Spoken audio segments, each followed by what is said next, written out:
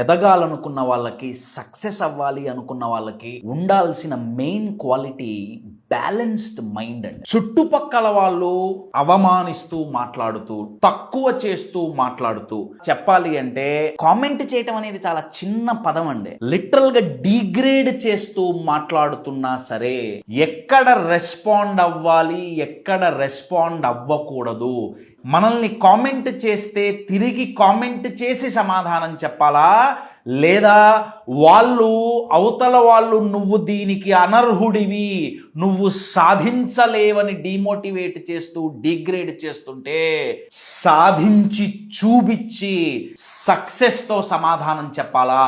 నా దృష్టిలో మన సక్సెస్ తోనే సమాధానం చెప్పాలి. పవన్ కళ్యాణ్ గారు చేసిన ఒక అద్భుతమైన పని ఏంటయ్యా అంటే ఆయన సాధించి చూపించారు, సక్సెస్ అయి చూపించారు.